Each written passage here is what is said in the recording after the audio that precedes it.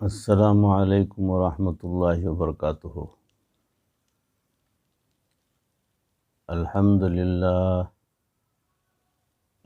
للہ وکفی وسلام علی عبادہ الذین اصطفی والتقی والعفاف والغنی۔ اما بعد فقد قال اللہ تبارک وتعالی فی القرآن المجید والفرقان الحمید۔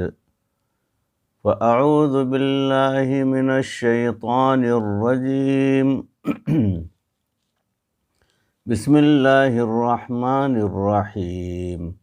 ومن یتق اللہ یجعل لہ مخرجا ومن یتق اللہ یجعل لہ من امرہ یسرا۔ صدق اللہ مولانا العظیم۔ اللہم صل علی سیدنا و مولانا محمد وبارک وسلم کما تحب وترضی عدد ما تحب وترضی۔ محترم ناظرین، حاضرین، سامعین، بھائیوں، بزرگوں اور دوستوں، معزز خواتین، ہماری ماں بہنوں، تصوف کے عنوان سے سلسلہ جو چل رہا ہے اس میں آج کا موضوع ہے تقوی کے ثمرات۔ اسی موضوع کی اگلی کڑی سماعت فرمائیں کہ اللہ تعالی متقی آدمی کو بے حساب رزق عطا فرماتے ہیں، اسے ایسی طرف سے رزق عطا فرماتے ہیں جہاں سے اسے وہم و گمان بھی نہیں ہوتا۔ چنانچہ اللہ تعالی متقی آدمی کے لیے ارشاد فرماتے ہیں وَيَرْزُقْهُ مِنْ حَيْثُ لَا يَحْتَسِبُ، اور اللہ تعالی اس کو ایسی طرف سے رزق دیتے ہیں جہاں سے اس کو گمان ہی نہیں ہوتا۔ حضرت خواجہ محمد عبد المالک صدیقی رحمۃ اللہ علیہ نے خانیوال میں مسجد بنوائی۔ یہ وہ مسجد پورے شہر کی سب سے بڑی مسجد ہے۔ لوگوں نے اس مسجد کا نام بے چندہ مسجد رکھا ہے، کیونکہ حضرت رحمۃ اللہ علیہ نے کبھی اس مسجد کے لیے چندہ بھی نہیں کیا تھا۔ یہ مسجد بہت ہی عالیشان ہے۔ والدہ صاحبہ نے یہ بات سنائی، کتابوں میں بھی مرقوم ہے کہ ایک مرتبہ حضرت رحمۃ اللہ علیہ کام کرنے والے لوگوں کی تنخواہیں نہ دے پائے، پھر اللہ تعالیٰ بھی کام کرنے والے صابر، شاکر، محبت کرنے والے اور مجاہدے کرنے والے دے دیتے ہیں۔ تو حضرت رحمۃ اللہ علیہ نے مزدوروں اور مستریوں سے یہ طے کر رکھا تھا کہ اللہ تعالیٰ ہمیں دے گا تو ہم آپ کو دے دیں گے، اور اگر پاس نہیں ہوگا تو آپ بھی مانگنا اور ہم بھی اللہ تعالیٰ سے مانگیں گے۔ چنانچہ اس بات کی بنا پر لوگ کام کرتے تھے۔ عید الفطر کی آمد تھی۔ اب حضرت رحمۃ اللہ علیہ متفکر ہوئے کہ ان حضرات کی چندہ ماہ سے پیمنٹ رکی ہوئی ہے، ان حضرات کی چند ماہ سے پیمنٹ رکی ہوئی ہے۔ آخر عید کے موقع پر بیوی بچوں کے اخراجات ہوتے ہیں، اگر ہمارے پاس کچھ ہوتا تو ہم ان کی پیمنٹ کر دیتے۔ چنانچہ آپ 2 رکعت نماز پڑھتے اور پھر دعا مانگتے، پھر 2 رکعت پڑھتے، پھر دعا مانگتے۔ ایک دفعہ ایک آدمی حضرت رحمۃ اللہ علیہ سے ملنے آیا۔ وہ جاتے ہوئے کہنے لگا، حضرت میں یہ سوٹ کیس آپ کے لیے ہدیہ لایا ہوں۔ حضرت رحمۃ اللہ علیہ نے فرمایا، بہت اچھا، آپ یہ سوٹ کیس اس بچے کو دے دیں تاکہ یہ گھر پہنچا دے۔ اس نے وہ سوٹ کیس بچے کو دے دیا اور اس نے اسے گھر پہنچا دیا۔ جب وہ گھر لے کر پہنچا تو اس وقت والدہ صاحبہ عورتوں میں بات چیت کرنے میں مصروف تھیں۔ لڑکے نے کہا، حضرت جی نے یہ سوٹ کیس بھیجا ہے۔ اماں جی نے کہا، اچھا، اس کو یہاں اوپر کر کے رکھ دو۔ چنانچہ اس نے اوپر کر کے رکھ دیا۔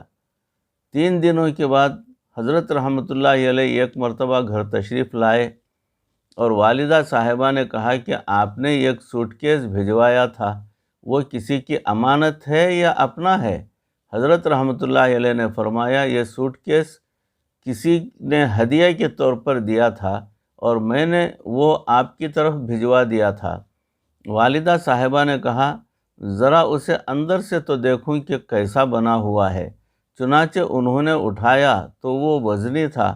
وہ کہنے لگی کیا یہ لوہے کا بنا ہوا ہے؟ حضرت رحمۃ اللہ علیہ نے فرمایا کہ سوٹ کیس لوہے کا تو بنا ہوا نہیں ہوتا۔ پوچھا پھر اس میں کیا ہے؟ کہ حضرت رحمۃ اللہ علیہ نے فرمایا اسے کھول کر دیکھ لیجئے۔ اماں جی فرماتی ہیں کہ جب ہم نے اسے کھولا تو ہم حیران ہوئے کہ پورے کا پورا سوٹ کیس ہزار روپے کے نوٹوں کی گڈیوں کے ساتھ بھرا ہوا تھا۔ سبحان اللہ! دینے والا بھی اتنا مخلص تھا کہ اس نے احسان بھی نہیں جتلایا اور لینے والے نے بھی ایسی ہی مستغنی۔ تو دینے والے نے احسان بھی نہیں جتلایا اور لینے والے بھی ایسے مستغنی کے مثال نہیں ملتی۔ ایک صحابی رضی اللہ تعالیٰ تقاضے کے لیے ویرانے میں گئے۔ ابھی وہ قضائے حاجت سے فارغ ہو رہے تھے کہ انہوں نے دیکھا کہ زمین میں چوہے کا سوراخ تھا۔ اس سوراخ کو بل کہتے ہیں۔ اس بل میں سے ایک چوہا نکلا، اس کے منہ میں ایک دینار تھا۔ اس نے وہ دینار باہر ہی چھوڑ دیا، پھر وہ اندر گیا اور دوسرا دینار لے آیا، پھر تیسرا دینار لے کر آیا۔ جب وہ فارغ ہو کر اٹھے تو وہ 16 دینار باہر لا چکا تھا۔ اس صحابی نے وہ دینار اٹھا لیے۔ صحابہ رضی اللہ عنہم کی یہ قابل تحسین عادت یہ ہوتی تھی کہ جب بھی ان کو کوئی نئی بات پیش آتی تو وہ اس کے بارے میں نبی صلی اللہ علیہ وسلم سے پوچھا کرتے تھے۔ انہوں نے وہ دینار لا کر نبی صلی اللہ علیہ وسلم کی خدمت میں پیش کر دیے اور پوچھا اے اللہ کے محبوب صلی اللہ علیہ وسلم، مجھے یہ واقعہ پیش آیا ہے، اب بتائیے کہ میں ان دیناروں کا کیا کروں؟ حضور اکرم صلی اللہ علیہ وسلم نے ارشاد فرمایا کہ یہ اصل میں تمہارا رزق ہے، اللہ تعالیٰ نے تمہیں یہ پہنچانے کا بندوبست کر دیا، اب تم اسے استعمال میں لاؤ۔ جب کبھی میں یہ واقعہ پڑھتا ہوں تو حیران ہوتا ہوں کہ صحابہ رضی اللہ عنہم کی ایمانی کیفیت کیا تھی۔ ان لوگوں کو بلوں سے رزق ملتا تھا، اور آج کل ہماری کیفیت یہ ہے کہ سارے مہینے میں جو کماتے ہیں وہ بلوں میں صرف ہو جاتا ہے، یعنی ووچرز میں صرف ہو جاتا ہے، اخراجات میں صرف ہو جاتا ہے۔ یہ بجلی کا بل، یہ ٹیلی فون کا بل، یہ انشورنس کا بل، یہ گیس کا بل، اور یوں ساری تنخواہ ہی بلوں میں چلی جاتی ہے۔ ایک نوجوان نے اپنے ماں باپ کی بہت خدمت کی۔ جب والدین فوت ہو گئے تو کچھ دنوں کے بعد خواب میں ایک آدمی کو دیکھا۔ اس نے کہا تم نے والدین کی بڑی خدمت کی ہے، اب تمہیں انعام ملے گا۔ فلاں پتھر کے نیچے 100 دینار پڑے ہیں، جا کر اٹھا لو۔ وہ نوجوان سمجھدار تھا، اس نے پوچھا کیا ان میں برکت بھی ہو گئی؟ اس نے جواب دیا ان میں برکت نہیں ہوگی۔ اس نے کہا پھر میں نہیں اٹھاتا۔ جب صبح کو اٹھ کر بیوی کو بتایا تو وہ کہنے لگی ٹھیک ہے تم نہ لینا، لیکن جا کر دیکھو تو صحیح کہ دینار پڑے بھی ہیں یا نہیں۔ اس نے کہا جب لینے نہیں تو پھر میں جا کر دیکھتا بھی کس لیے۔ دوسری رات اسے پھر خواب میں کہا گیا کہ فلاں جگہ پر 10 دینار پڑے ہیں، اٹھا لو۔ اس نے پھر وہی سوال کیا کہ کیا ان میں برکت ہوگی؟ جواب ملا کہ برکت نہیں ہوگی۔ اس نے کہا میں یہ 10 دینار بھی نہیں لیتا۔ جب بیوی کو بتایا تو وہ کہنے لگی کہ پہلے 100 دینار تو چھوڑ دیے تھے، اب 10 رہ گئے ہیں، وہ تو کم از کم اٹھا لو۔ اس نے جواب دیا کہ جب ان میں برکت نہیں ہے تو پھر میں جو ہے کس لیے لیتا، میں ہرگز نہیں لیتا۔ تیسری رات پھر اسی طرح خواب آیا، اسے کہا گیا کہ تو نے اپنے والدین کو خدمت کر کے خوش کر دیا تھا، اس کے صلے میں ہم آپ کو 1 دینار دیتے ہیں۔ اس نے پوچھا اس میں برکت ہوگی؟ جواب ملا ہاں ہوگی۔ جب وہ نوجوان صبح کو بیدار ہوا تو اس نے اس پتھر کے نیچے 1 دینار پڑا دیکھا اور اٹھا لیا۔ واپسی پر اس کے دل میں خوشی کے جذبات تھے۔ اس نے سوچا کہ آج میں مچھلی لے جاتا ہوں، اس کے کباب بنا کر کھائیں گے۔ چنانچہ جب وہ مچھلی لے کر گھر آیا اور بیوی نے اسے کاٹا تو اس کے اندر سے ایک ایسا قیمتی ہیرا نکلا کہ جب اسے بازار میں جا کر بیچا تو اس بندے کی پوری زندگی کا خرچہ نکل آیا۔ سبحان اللہ۔ وَيَرْزُقْهُ مِنْ حَيْثُ لَا يَحْتَسِبُ۔ اللہ رب العزت ایسی جگہ سے جو رزق دیتے ہیں جہاں سے ملنے کا کوئی گمان ہی نہیں ہوتا، اسی کو کہتے ہیں تقوی۔ کا ایک فائدہ یہ بھی ہوتا ہے کہ بندے کو اللہ تعالیٰ کی معیت نصیب ہو جاتی ہے۔ ارشاد فرمایا وَاعْلَمُوا أَنَّ اللَّهَ مَعَ الْمُتَّقِينَ، اور جان لو کہ اللہ تعالیٰ متقی بندوں کے ساتھ ہے۔ آج لوگ کہتے ہیں جناب وہ وزیر ہمارے ساتھ ہے، وہ امیر ہمارے ساتھ ہے، ان کو وزیر اور امیر کے ساتھ ہونے کا بڑا مان ہے اور وہ سمجھتے ہیں کہ ہم بڑے مضبوط ہیں۔ متقی بندہ اللہ تعالیٰ کو اتنا پیارا ہوتا ہے کہ اس کو اللہ رب العزت کا ساتھ نصیب ہو جاتا ہے۔ متقی بندے سے اللہ تعالیٰ بہت محبت کرتے ہیں۔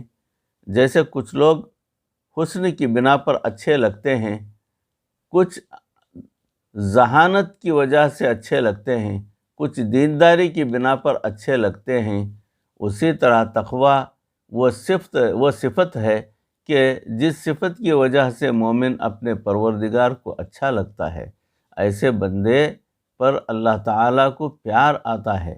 چنانچہ اللہ تعالیٰ ارشاد فرماتے ہیں وَأَنَّ اللَّهَ يُحِبُّ الْمُتَّقِينَ، اور بے شک اللہ تعالیٰ متقیوں سے محبت فرماتے ہیں۔ اللہ تعالیٰ متقی بندے کے احوال خود بخود سنوار دیتے ہیں۔ لوگ آ کر کہتے ہیں حضرت جناب حالات کی بہتری کے لیے کوئی وظیفہ بتائیں۔ لوگ دل کی باتیں پیر سے کرتے ہیں یا حکیم سے، پیر سے روحانی بیماریوں کا علاج کرواتے ہیں اور حکیم سے جسمانی بیماریوں کا علاج کرواتے ہیں۔ ان کے پاس وہ آ کر دل کھول دیتے ہیں اور کہتے ہیں کہ کوئی ایسا وظیفہ بتا دیں کہ گھر میں سکون ہو جائے۔ ایک نسخہ آپ کو بھی بتا دیتے ہیں، یہ حالات کو سنوارنے کا قرآنی نسخہ ہے۔ وہ کون سا؟ تقوی اختیار کر لیجئے، اللہ تعالیٰ آپ کے حالات کو خود بخود سنوار دیں گے۔ اللہ تعالیٰ ارشاد فرماتے ہیں یا ایھا الذین آمنوا اتقوا اللہ وقولوا قولا سدیدا یصلح لکم اعمالکم، اے ایمان والو اللہ سے ڈرو اور اچھی بات کہو، اللہ تعالیٰ تمہارے اعمال کو سنوار دیں گے۔ مفسرین نے لکھا ہے کہ یہاں اعمال سے مراد انسان کے حالات ہیں۔ اللہ رب العزت متقی بندوں کی دشمنوں سے بھی حفاظت فرما دیتے ہیں۔ دیکھیں بندوں کے کئی دشمن ہوتے ہیں، کچھ کھلے دشمن ہوتے ہیں اور کچھ چھپے ہوئے دشمن ہوتے ہیں۔ وہ کون ہیں ہم نہیں جانتے۔ کچھ بندوں کے دلوں میں حسد اور کینہ ہوتا ہے، اس حسد اور کینے کی وجہ سے وہ دوستی کے رنگ میں دشمنی کر رہے ہوتے ہیں۔ وہ اپنے بن کر غیروں سے بڑھ کر بندے کے لیے نقصان دہ ہوتے ہیں۔ وہ انسانوں کی شکل میں بندے کے لیے شیطان ہوتے ہیں۔ ہم اس کو اچھے سمجھ رہے ہوتے ہیں، مگر کیا پتہ کہ اس کے اندر کیا کھوٹ ہے۔ ہم یقیناً نہیں جانتے مگر اللہ تعالی ہمارے دشمنوں سے بخوبی واقف ہیں۔ چنانچہ ارشاد فرمایا واللہ اعلم باعدائکم، اور اللہ جانتا ہے تمہارے دشمنوں کو۔ جو لوگ یہ سوچتے ہیں کہ فلاں نے کوئی عمل کروا دیا اور فلاں نے بیٹی کا فلاں بیٹی کا ہم سے رشتہ توڑ لیا اور فلاں نے کاروبار بند کروا دیا کیونکہ اس کا عملیات والوں کے پاس آنا جانا ہے، یہ سب ایسے ہی غلط ڈھکوسلے باتیں کرتے ہیں۔ یہ باتیں شیطان ذہن میں ڈالتا ہے۔ کوئی کہتا ہے مجھے بیوی نے پریشان کر رکھا ہے، کوئی کہتا ہے کہ مجھے اولاد نے پریشان کر رکھا ہے، کوئی کہتا ہے کہ مجھے پڑوسی نے پریشان کر رکھا ہے۔ او خدا کے بندو، کسی نے کسی کو پریشان نہیں کر رکھا، ہمیں ہمارے نفس نے پریشان کر رکھا ہے۔ اگر یہ صحیح معنوں میں ٹھیک ہو جائے تو اللہ رب العزت کی طرف سے فتوحات کے دروازے کھل جائیں گے۔ اپنے اصل دشمن کو پہچانیے کہ دشمن وہ ہے جو ہمارے اندر ہے۔ پرانے وقتوں میں کسان بیلوں سے ہل چلایا کرتے تھے۔ ایک کسان ہل چلا رہا تھا کہ اس نے اچانک اندر والے بیل کو مارنا شروع کر دیا۔ قریب ہی ایک اللہ والے کھڑے تھے، انہوں نے پوچھا جناب اس بے زبان جانور کو اتنا کیوں مار رہے ہو؟ اس نے جواب دیا کہ یہ پاڑا مار گیا ہے۔ پاڑا مارنا کسے کہتے ہیں؟ جب وہ ہل چلاتے تھے تو اندر والا بیل سستی کرتا تھا، اسی سستی کی وجہ سے بیل زمین کا ایک ٹکڑا چھوڑ کر آگے چلے جاتے ہیں، اس ٹکڑے پر ہل نہیں چلتا، اس کو پاڑا مارنا کہتے ہیں۔ جب ایسی صورت پیش آ جائے تو کسان باہر والے بیل کو کچھ نہیں کہتا، البتہ اندر والے بیل کی پٹائی کر دیتا ہے۔ جب اللہ والے نے پوچھا کہ اندر والے بیل کو کیوں مار رہے ہو تو اس نے کہا کہ اسی آندری یعنی اندر والے کی وجہ سے تو یہ پاڑا ہوتا ہے، اس لیے میں مار رہا ہوں۔ بالکل صحیح بات ہے کہ گناہوں کا پاڑا ہمیشہ آندری کی وجہ سے ہوتا ہے۔ ہمارے اندر کا نفس جب گناہ کے لیے تیار ہو جاتا ہے تو پھر یہ بندے کو تباہ کر دیتا ہے۔ اس لیے جب شیطان کے مکر کا تذکرہ ہوا تو اللہ تعالیٰ نے فرمایا ان کید الشیطان کان ضعیفا، بے شک شیطان کا مکر کمزور ہے۔ اور جہاں انسان کے نفس کا تذکرہ آیا وہاں فرمایا ان کید کن عظیم، شیطان کے مکر پر اللہ تعالیٰ نے ضعیف کا لفظ استعمال فرمایا اور نفس کے مکر کے لیے عظیم کا لفظ ارشاد فرمایا۔ معلوم ہوا کہ دراصل ساری مصیبت نفس کی طرف سے ہوتی ہے۔ اسی کو کہتے ہیں گھر کا بھیدی لنکا ڈھائے۔ ہمارا نفس گھر کا بھیدی ہے، یہ لنکا ڈھا دیتا ہے اور بندے کو گناہوں میں الجھا دیتا ہے۔ تو ہماری پریشانیوں کی بنیاد دوسرے لوگ نہیں ہیں بلکہ ہمارا اپنا نفس ہے۔ اگر ہم اپنے اعمال کو ٹھیک کر لیں گے تو اللہ رب العزت ہماری پریشانیوں کو خوشیوں میں تبدیل فرما دیں گے۔ پھر دشمنوں سے حفاظت ہوگی، چاہے وہ دشمن گھر کے ہوں یا دفتر کے، یا دفتر میں بھی دشمن ہوتے ہیں، کالج میں بھی دشمن ہوتے ہیں، وہ بھی ایک دوسرے کے ساتھ سازشیں کرتے رہتے ہیں۔ ایک جگہ ہم نے دیکھا کہ پیالے کے اندر بہت سارے جھینگے زندہ پڑے ہوئے تھے، ان کی عجیب و غریب شکل ہوتی ہے۔ میں نے وہاں کے ایک بندے سے کہا کہ یہ جھینگے پیالے سے نکل جائیں گے اور لوگوں کو پریشان کریں گے۔ اس نے کہا جناب فکر نہ کریں۔ میں نے کہا کیوں؟ وہ کہنے لگا کہ ان کی یہ عادت ہوتی ہے کہ ان کو کھلے برتن میں ڈال دیا جائے تو جو اوپر چڑھ کر نکلنا چاہے تو باقی سارے مل کر اس کی ٹانگیں کھینچتے رہتے ہیں۔ اب یہ اوپر تو چڑھ رہے ہیں لیکن کوئی باہر نہیں نکل سکتا۔ کئی مرتبہ ایسا ہی معاملہ بن جاتا ہے کہ ایک آدمی کو اللہ تعالیٰ بخت لگا دیتے ہیں، وہ خاندان میں اوپر اٹھنے لگتا ہے اور باقی سارے مل کر اس کی بد تعریفی کرنا شروع کر دیتے ہیں، یہ وہی جھینگے والا کام کر رہے ہوتے ہیں، تو ہمیں کیا پتہ کہ کون ہمارے بارے میں کیا تاثرات رکھتا ہے؟ اللہ ہی بہتر جانتے ہیں۔ سنیے قرآن عظیم الشان میں کہ اللہ تعالیٰ ارشاد فرماتے ہیں وَإِن تَصْبِرُوا وَتَتَّقُوا وَلَا يَضُرُّكُمْ كَيْدُهُمْ شَيْئًا، اگر تم اپنے اندر صبر و ضبط پیدا کرو اور تقوی اختیار کر لو تو ان کے مکر تمہارا بال بھی بیکا نہیں کر سکتے، یعنی تمہارے دشمنوں کی تدبیریں تمہیں کوئی نقصان نہیں پہنچا سکتی۔ اب اس سے بڑا وظیفہ اور کیا ہو سکتا ہے کہ کیا ضرورت ہے عملیات والوں کے پیچھے بھاگنے کی؟ آئیے قرآن مجید کو تھام لیجئے اور اپنے حالات کو سنوار لیجئے۔ ہمارے حضرت مرشد عالم رحمۃ اللہ علیہ فرمایا کرتے تھے تیرے ہاتھ میں ہو قرآن اور تو زندگی میں رہے پریشان،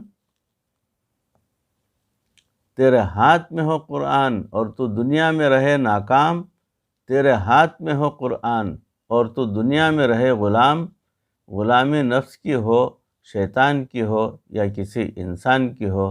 فرمایا ہرگز نہیں۔ اے میرے ماننے والے انسان، اقرأ وربک الاکرم، تو پڑھ قرآن، تیرا رب تیرے کرے گا تیرا کام اکرام، تیرا رب تجھے عزت و وقار دے گا، تیرے ظاہر و باطن کو نکھار دے گا۔ حضرت خواجہ محمد عبد المالک صدیقی رحمۃ اللہ علیہ کا ایک مدرسہ تھا، وہ دہلی سے 18 میل دور غازی آباد میں واقع تھا۔ وہ کئی ایکڑ اراضی پر پھیلا ہوا مدرسہ آج بھی چل رہا ہے۔ اس مدرسے کے ناظم سے اس عاجز کی کسی نہ کسی ملک میں ملاقات بھی ہو جاتی ہے، وہ حالات سناتے رہتے ہیں۔ الحمدللہ وہ بھی حضرت کے لیے صدقہ جاریہ ہے۔ اس مدرسے کا واقعہ تجلیات نامی کتاب میں لکھا ہے کہ جب تقسیم ہند کا وقت آیا تو ایک عجیب واقعہ پیش آیا۔ اس مدرسے کے ایک استاد سکھوں کی ایک بستی کے قریب سے گزر رہے تھے۔ ایک سکھ نے ان سے مخاطب ہو کر کہا، میاں جی، یہ سکھ کسی مسلمان کو دیکھتے ہی تو اسے میاں جی کہتے ہیں اور ہم انہیں دیکھ کر سردار جی کہتے ہیں۔ اس نے کہا، میاں جی، کیا آپ نے اپنی حفاظت کے لیے کوئی فوج بلوائی ہوئی ہے؟ انہوں نے پوچھا، کیوں؟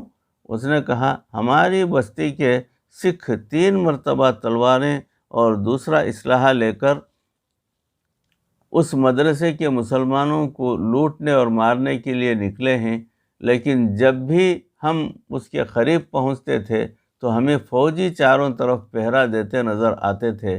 یہ خدائی فوج ہوتی ہے جس کے ذریعے اللہ تعالیٰ اپنے متقی بندوں کی دشمنوں سے حفاظت فرما دیتے ہیں۔ بھائیوں، بزرگوں اور دوستوں، عزیزوں، سلسلہ چل رہا ہے تقوی کے ثمرات، تو اس موضوع کی انشاءاللہ اگلی کڑی، اگلی نشست میں آپ حضرات کی روبرو پیش کرنے کی کوشش کی جائے گی۔